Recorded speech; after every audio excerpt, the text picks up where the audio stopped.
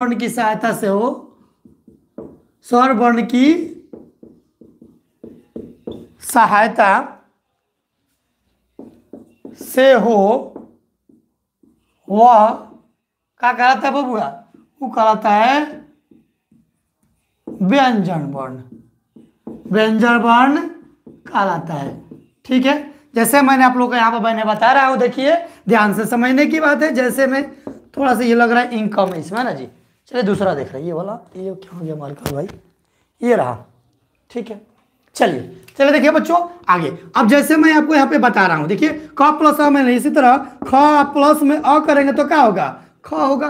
ख होगा तो ख कौन वर्ण है? व्यंजन वर्ण है। और यहाँ पर देखिए अ है जो स्वर वर्ण है। क्या है? स्वर वर्ण है। और ये देखिए और ख जो क्या है यहाँ पे, यानी कि इसके ख पूरा बनने में किसकी सहायता लिए हम लोग? स्वर वर्ण की सहायता लिए। इसलिए बबुआ ये हो गया हम लोग का कौन? ये जो ख है कौन सी है? जैसे यहाँ पर हम लिख सकते हैं क ख ग च छ ज डॉट डॉट डॉट, यानी कि एक क्वेश्चन यहाँ पर आएगा, एक क्वेश्चन आएगा कि स्वर वर्णों की संख्या कितनी है?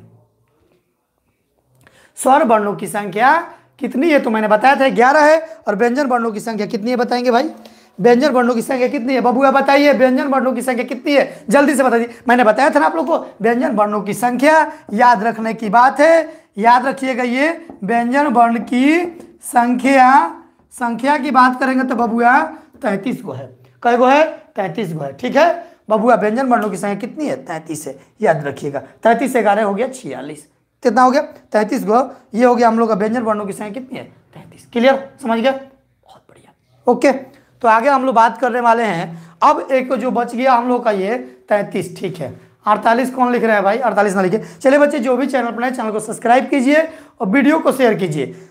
जो भी बच्चे चैनल पर नए चैनल को सब्सक्राइब करेंगे बबुआ, चैनल को सब्सक्राइब कीजिए, वीडियो को शेयर कीजिए। सभी स्टूडेंट्स जो भी चैनल पर नए चैनल को सब्सक्राइब करेंगे और वीडियो को बिल्कुल शेयर कीजिए। ठीक है, चलिए बच्चों, ये क्लीन मैं कर रहा हूं और आगे लेके चल रहा हूं आप लोगों को। अब हम बात करने वाले हैं व्यंजन वर्ण को कई भागों में बांटा गया है। तो समझ सकते हैं बबुआ, समझ सकते हैं, बिल्कुल समझ सकते हैं कि व्यंजन वर्ण को भी 3 भागों में बांटा गया है। स्वर को कई भागों में बांट रहे थे हम लोग? स्वर को 3 भागों में बांटे थे। तो बबुआ व्यंजनों को 3 गो में बांट देंगे। व्यंजन को भी कई गो? व्यंजन वर्ण को दिख रहा है ना? ठीक है, को 3 भागों में बांटा गया है। 3 भागों में बांट दिया गया, बांटा गया है। पहला होता है, याद है ना? याद है ना सर? अंशिका 10 दिन के बाद आई है। हाँ, लग तो रहा है ऐसे ही। ठीक है, पहला होता है स्पर्श व्यंजन। पहला होता है स्पर्श व्यंजन। याद रखिएगा, पहला व्यंजन का नाम हो गया स्पर्श व्यंजन। ठीक बा, समझ में आया? एग्जाम में पूछता है इनमें से कौन स्पर्श व्यंजन है, मैं आपको बताने वाला हूं। सर याद है, बहुत बढ़िया। स्पर्श व्यंजन। दूसरा होता है अंतःस्थ व्यंजन। ठीक बा, दूसरा का हो गया अंतःस्थ व्यंजन। और बात करेंगे बबुआ तीसरा का कहते हैं ऊष्म व्यंजन। ठीक है, अभी मैं सबके बारे में आपको बताने वाला हूं। चलिए बच्चों, जो भी वो वीडियो को लाइक नहीं किए, वीडियो को लाइक करेंगे और चैनल को सब्सक्राइब करेंगे। जी सर, याद है जी सर। क्या लिख रहे हैं? सोनू कुमार सर, राजा सर नहीं दिखाई दे रहा है। तो भाई क्वालिटी चेंज कीजिए, इससे बढ़ देखिए तो कितना सुंदर बोर्ड पे दिख रहा होगा। पहले की तुलना में अब तो बेटर दिख रहा है बोर्ड पे।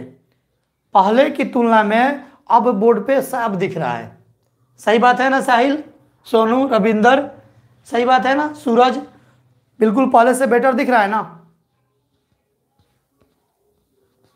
मुझे उम्मीद है कि बेटर दिख रहा होगा पहले से। जी सर, हाँ सर, ओके।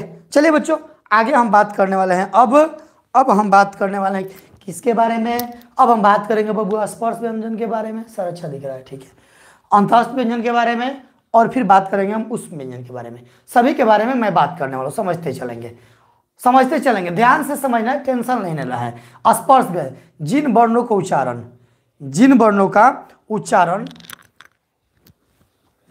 का उच्चारण मुंह के जीव के किसी न किसी भाग से होता है, स्पर्श करता है, तो होता है स्पर्श व्यंजन।